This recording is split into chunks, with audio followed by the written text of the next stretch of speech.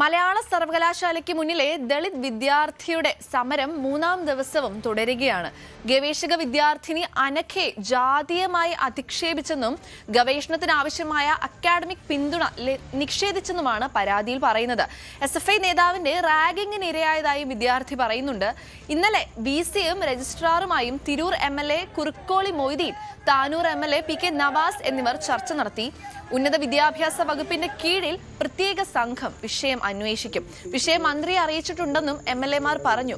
അനഘയ്ക്ക് ഗവേഷണത്തിനാവശ്യമായ academic പിന്തുണ ഉറപ്പുവരുത്തുമെന്ന് സർവകലാശാലയും ഉറപ്പു നൽകിയിട്ടുണ്ട്. തെറ്റ് ചെയ്ത അധ്യാപകരെ പുറത്താക്കും വരെ സമരം തുടരുമെന്നാണ് സമരസമിതിയുടെ തീരുമാനം. സമരത്തിന് പിന്തുണയുമായി വിവിധ വിദ്യാർത്ഥി സംഘടനകളും രംഗത്തെത്തിയിട്ടുണ്ട്. കേരളത്തിന്റെ വിവിധ ഭാഗങ്ങളിൽ നിന്ന് കൂടുതൽ വിദ്യാർത്ഥികൾ ഇന്ന് സമരത്തിന്റെ ഭാഗമാകും. വാർത്തയുടെ കൂടുതൽ വിശദാംശങ്ങളുമായി CV അനുമോദാണ് നമ്മളുമായി ചേരുന്നത്. അനുമോദ്, മലയാള സർവകലാശാലയിലെ ഈ വിദ്യാർത്ഥിയുടെ സമരം, അതായത് ജാതീയ അധിക്ഷേപം, അതുപോലെ തന്നെ SFI നേതാവിന്റെ ഭാഗത്തു നിന്നും ഒരു റാഗിംഗ്, ഇങ്ങനെയുള്ള പല കാര്യങ്ങൾ കുട്ടി മുന്നോട്ട് വെച്ചിട്ടുണ്ട്. ഇതുമായി ബന്ധപ്പെട്ടുള്ള സമരം ഇപ്പോൾ മൂന്നാം ദിവസത്തിലേക്ക് കടക്കുകയാണ്.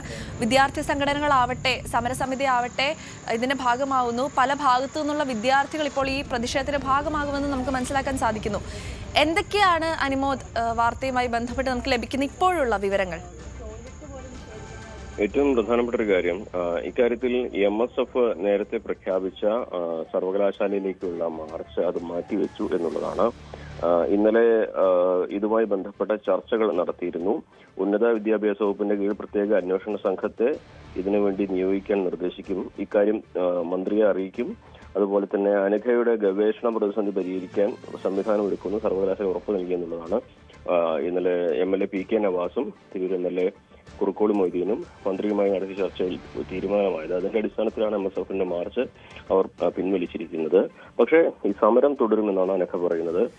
തനിക്കുണ്ടായ ദുരവസ്ഥയ്ക്ക് കാരണമായവരെ അറസ്റ്റ് ചെയ്യുന്നതുവരെ സമരവുമായി മുന്നോട്ട് പോകാനാണ് ഈ ഒരു കുട്ടിയുടെ തീരുമാനം. അതിന് പിന്തുണയുമായിട്ട് വിദ്യാർത്ഥി സംഘടനകളും രംഗത്തുണ്ട്. പക്ഷേ MSF അവർ പ്രഖ്യാപിച്ച മാർച്ചിൽ നിന്ന് പിന്മാറിയിട്ടുണ്ട്. നേരത്തെ തന്നെ ഈ വിഷയത്തിൽ ഈ ഗവേഷണത്തിനാവശ്യമായ പിന്തുണ നൽകുന്നില്ല എന്നുള്ള ഗുരുതരമായ ആക്ഷേപമാണ് അനഘ ഉന്നയിക്കുന്നത്. താൽക്കാലിക ലീഡായ അരുൺ ബാബു ജാതീയമായി അധിക്ഷേപിച്ചു എന്നാണ് പരാതിയുള്ളത്. പക്ഷേ ഈ ജാതീയ അധിക്ഷേപത്തിൽ തെളിവുകളില്ല എന്നാണ് സർവകലാശാലയുടെ കണ്ടെത്തൽ.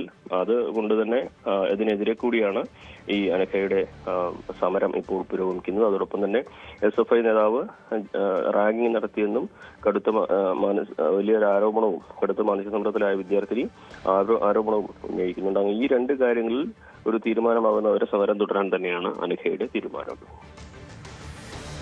ശരി, CV അനുമോദാണ് വാർത്തയുടെ കൂടുതൽ വിവരങ്ങൾ നമുക്ക് നൽകിയത്.